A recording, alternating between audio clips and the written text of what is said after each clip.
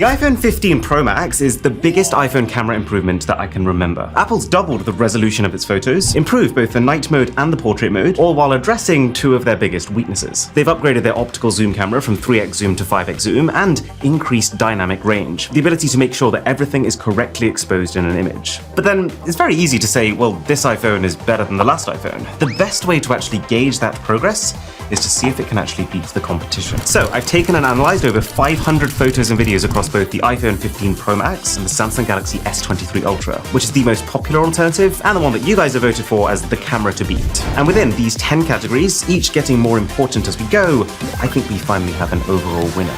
Starting with the front cameras, which is probably the area that the iPhone has least improved on over the years. But still, one thing that you do notice is this newfound focus on skin tones. It's one of those things that you don't fully appreciate until you see the side-by-sides, where the Samsung shot in isolation looks right-ish, but then you see the iPhone one and you realize, oh yeah, my shirt was that color. And yeah, the boat was like that, and of course, my hair is black, for now.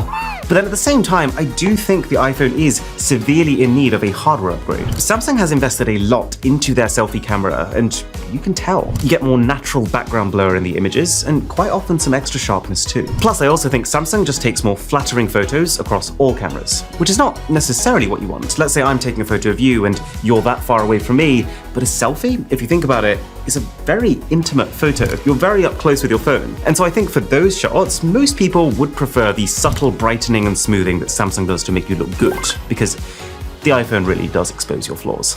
But if you have any dreams of vlogging, then the iPhone does take it in terms of video on the selfie camera. Not because the Samsung's bad, it's actually improved a lot in the last few generations, but it's just the iPhone's high dynamic range is a little bit better, and it's also just much more resistant to grain. I think if you get into really dark areas, Samsung can get very grainy very quickly.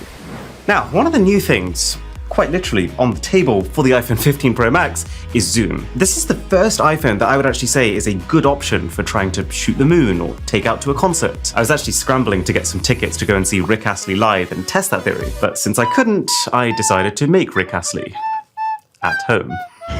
Too much smoke here. This is our simulation of a concert and what that would look like on both phones. And see, zoom is a complicated one because both of these phones go about zoom in a very different way. The iPhone has a single 5x optical zoom lens, the Samsung has both a 3x and a 10x optical zoom lens. And so you end up in this very funny situation in which both look very similar at one time. Samsung looks better between 3x and 5x, in that middle ground after Samsung's first optical zoom is activated but before Apple's has. Then as you hit 5x, Apple looks better, with not just more detail, but in a lot of cases more background blur too, because it is a good quality 5x lens. And then as you get to 10x, Samsung takes over again. But it's close this time. Samsung's definitely not twice as good like the magnification number might suggest. But here's the thing. As soon as you switch over to video, the iPhone wins at every single magnification. Even those points where Samsung technically has the edge in terms of its hardware, it's a product of the fact that this iPhone is the best iPhone for video ever, with the fact that Samsung phones in particular are quite sensitive to grain. There are times where it will shoot better zoomed content, it's just that a lot of things have to go its way for that to be the case. More often than not with max zoom photos, Samsung is better, but it's not always the case. Sometimes it's ambiguous, and sometimes the iPhone takes it, since its zoom camera has a much wider aperture that lets in more light. So, on balance, I think Apple has earned themselves a draw in zoom for the first time in a long time. It's something I think is often underappreciated, but still very important to the overall camera experience, is the camera apps. So who does it better? Well, I've always found Samsung's camera to be more fun. It's historically been well ahead in terms of just the number of things you can do with it versus the iPhone. And that's still kind of the case. You've still got food mode, which makes your food look richer and tastier, and single take, which is this idea of taking one 10-second clip and getting a whole load of different shot options out of it. But I do want to caveat that by saying that from the fun perspective, I don't think Samsung has kept up with other Android manufacturers who've come up with so many interesting experimental options. And then from the practical perspective, it's starting to feel a little dated versus the iPhone.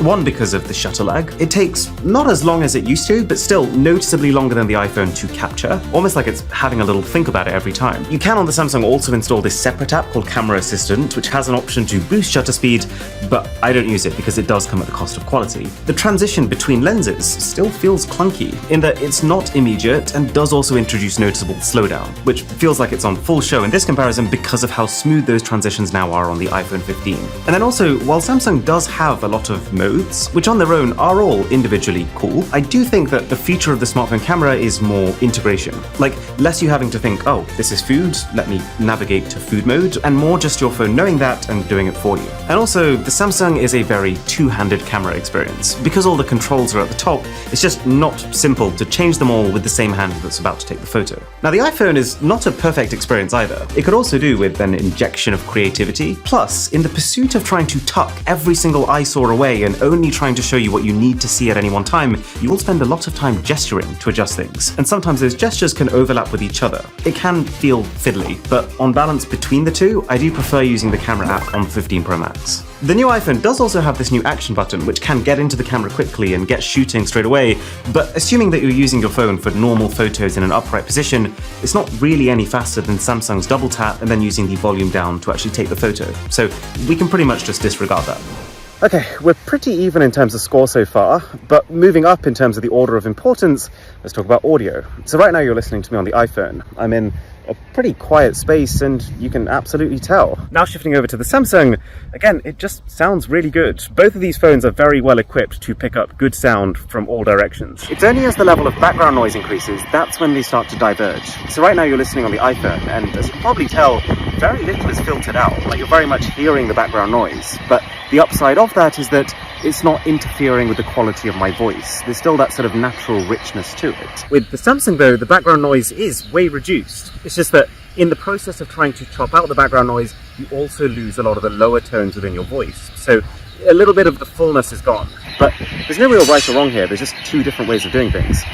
Okay, I love portrait mode. Anytime I'm taking a shot that I feel like I'm going to want to print out or post somewhere, it just feels right to use it, since it's a one-click way of doubling the production value of a shot. And with the iPhone 15 Pro Max, Apple has introduced both two massive perks and one massive con to this. The con is that the 3x optical zoom lens that we used to have, and the 3x zoom lens that Samsung still has, is, I would say, the best balance between being a flattering angle, i.e. keeping you far enough away from the subject that the shot doesn't look like it has a fisheye effect on it, but close enough that you're not having to leave the chair you're sitting in just to take it. And if we left it there, Samsung would be a bit of a no-brainer. Samsung's portraits are punchy, in a nice way. The edge detection is really strong, and that 3x lens is just convenient. But then there's those important perks that this new iPhone has. One, that you now don't need to specifically go into portrait mode to take a portrait. You just take a normal photo of a person, and then afterwards you can apply portrait mode if it feels right. Now, lesser known, but Samsung can actually do this too. But since there's no depth information in the shot, what you can't do is refocus on, let's say, something in the background. And then the second thing, which is really hard to ignore, is that if you take portraits using the 1x main camera, Apple will shoot those portraits in 24 megapixels, 2x the resolution. And when something like that exists as an option, it becomes much harder to justify Samsung's 12 megapixel portraits, even if stylistically I prefer them. So we'll call this one a draw.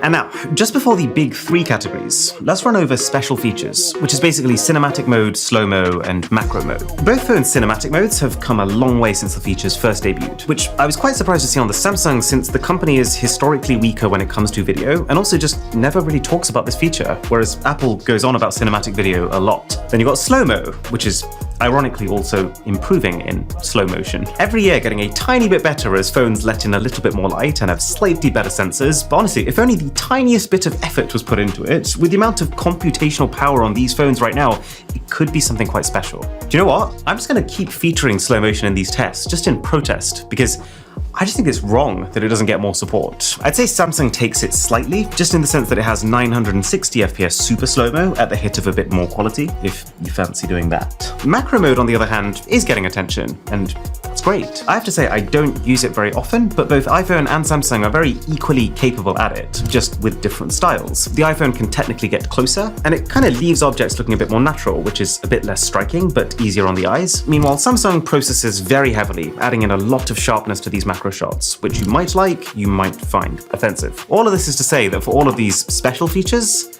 both phones can do them. But I'll give the category to Samsung just because of that slight edge in slow-mo. But currently, Apple is beating Samsung, just like they're absolutely whipping us in the subscriber race. But when we overtake them, mark my words, I will build the biggest iPhone the world has ever seen. So a sub to the channel would be shutterly brilliant. Right, let's talk about video. Video is a category that used to be a no-brainer for the iPhone, and it's only actually since the S23 Ultra that I've even had to think about it. And you know what? Samsung's video HDR is way better than it used to be, and in a lot of cases, better than the iPhone. Like if you look here, can you see how that building is really washed out on the iPhone, but you can see it clearly here? Or like here, when I enter this cave, Samsung is able to retain the sky behind me in the way that Apple just can't. But there's 4 things in the iPhone's court, and they're 4 very important things. Look a little closer, and you'll see that the detail is higher. Even though both are filming in 4K resolution, Samsung is not quite using all of that resolution. It's close, but there's a difference. Like you'll see it if you look at my beard in this shot. Samsung sometimes misses the mark with skin tones. These new iPhone 15s in particular,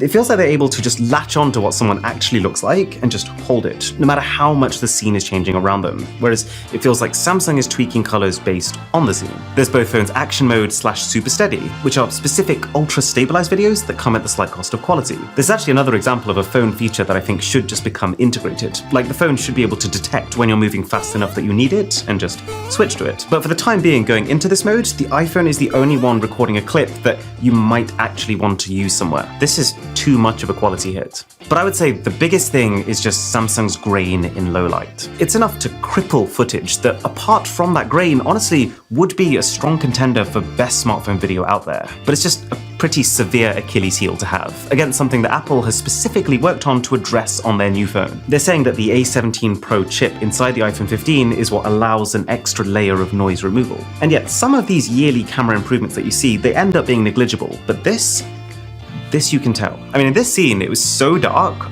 I couldn't even see where I was going. But that's kind of wild that both of these phones can, although the iPhone with a significant amount more clarity. And this is also true for photos in lower light. Now, this is not as much of a blanket win as video is, because the Samsung doesn't have that noise problem in photos. And in a lot of those middle lighting conditions, even though the phone has more shutter lag, I actually find that it's much easier to blur a photo on the iPhone. Something within Samsung's image processing does a very good job at recovering from those slight hand spasms. But assuming that you are holding the phone steady, there's 3 things that have improved on the iPhone since last time here. First is the Smart HDR, which helps a lot in night scenes because they tend to be the ones that have to balance out really bright spots within generally dark images. And to be honest, I wouldn't say that the HDR is now outright better than Samsung, but it used to be noticeably behind. It's not anymore. And there's a couple of times where I've noticed something really clever going on, which I will show you with a shot of the Microsoft Store. I took this because this is one of the most complex, challenging lighting scenarios that you could possibly conjure up. It's got a mixture of warm light on the outside, cool light on the inside, and the inside of the building is brighter than the outside. Anyway, the Smart HDR on the iPhone has factored in all of this, and it's represented the image in a way that when I took it, and I was looking between the iPhone screen and the Microsoft Store behind, felt like it was spot on. But then what it feels like Samsung has done is tweaked its overall white balance using an average of the image as a whole. And by doing so, you'll notice that everything on the inside, including the Microsoft logo, has a slight blue tinge over it, and that everything on the outside, a slight red tinge that wasn't actually there in real life. The second thing is the resolution. So long as you're taking a normal photo on the iPhone and night mode doesn't activate, which it doesn't seem to now until you get very dark, you're taking a 24 megapixel shot compared to 12 on the S23. Now, to make one thing clear, the end result is not as different as that number might make it sound, because really in a lower light environment, no phone today can properly use 24 megapixels of resolution. But, you know, peek into the windows of a shop or a bright street lamp, and the difference is also not subtle. And then the final tool that Apple has is when night mode does activate, while you do lose that 24 megapixel resolution, you gain photonic engine, which is basically Apple speak for tweak the colors and increase the detail. The thing is though, never are those things more important than when it gets really dark. It means you'll see more stars in the sky, you'll see your objects rendered with more clarity, you'll see grass and trees looking green as they should and not red. If at any point you think that these images are doing a bad job, by the way, just bear in mind at this point, my eyes could see nothing, so they're both pretty good. So what about daytime? Daytime photos is the single most important category for most people. And you know how I said that at nighttime the iPhone struggles to take advantage of the full 24 megapixel? Well, that's not the case anymore during the day. And it's almost a bit weird that in 2023 it comes down to megapixels, but this one thing really does just completely take the wind out of Samsung sales. Because yeah, you still get the usual differences in style. Samsung is more poppy, it's larger than life, it's sometimes a little too much and your face looks like a tomato. But then the upside of that is that it never under-delivers on warmth, so in situations where you really need it, it's better than the iPhone. iPhone largely leaves faces alone, Samsung gets involved and smooths things out. It's very hard to label either style as better or worse. My preference literally shifts from photo to photo, and both are now very well matched in terms of their ability to cope with challenging lighting and so on. But what is measurably better is having 2 times the amount of pixels to work with. Pretty much any time you zoom into a daytime shot, which you might do for a number of reasons, you might want to print it out and frame it, you might want to crop into it because you only like a certain part of it, you can tell the difference. You definitely still have to be looking for it, but if you are, you will find it. And we should clarify something important here. The Samsung has a 200 megapixel camera. That does count for something. It means that when you really want detail, you have access to it. But I don't think many people will use the 200 megapixel mode. It takes far longer to capture, the photos take up 10 times more space, you have to turn off portrait mode and the ability to capture a motion photo, your dynamic range suffers, and your ability to shoot in low light falls. Not to mention the processing time is ludicrous. And then even if you forewent all of that, the iPhone also has a high-res mode. It's only 48 megapixel, but the end level of detail is very similar to Samsung's 200. Samsung's is a little better if you have lots of light, but then the iPhone's high-res mode overtakes it a bit as the light starts to dip. I think both of these phones' super high-res modes are off the table for most people, and what's important about the new iPhone's 24 megapixel mode is that it's the default option, and that it comes with no extra compromise. Now, that advantage disappears when using the ultra-wide cameras, since both phones are using standard 12 megapixel sensors, and also the zoom as we've talked about. But assuming that you spend the vast majority of your time on the main camera, this is a big step forward with the iPhone that I'm hoping Samsung will be able to replicate with their next phone in 2024. Do remember that some categories are worth more than others, so even though this is a 6.5 to 3.5 to the iPhone, consider the things that are specifically important to you. But yes, if you point blank asked me which of these 2 cameras is better, I would tell you the iPhone 15 Pro Max. Now, I've got one more thing to show you, which is kind of perfect for the iPhone. You might remember that last year, I showed you the Casetify bounce case, which has 6 times the military-grade level of drop protection. The way it works is this EcoShock material. You can see here, this thing absorbs all impact and sudden shocks compared to this competitor block that they sent me, where the ball just bounces off. But if that's not enough, I find this so insane, this is the Ultra Bounce, their newest phone case. It has even more protection for your camera with this integrated lens protector, 6 layers of padding and ultra reinforced corners, giving this 10 times military-grade protection. It's so much protection that, let's be very clear, not everyone needs this. But what I like about Casetify is that you can decide. You can decide how much protection you need, the base color of each part, as well as exactly where you want to take the design from there, like a personalized collage if you're so inclined. So if you head to my description box and click the link casetify.com/MrWho'sTheBoss, I've managed to get us 15% off any orders placed.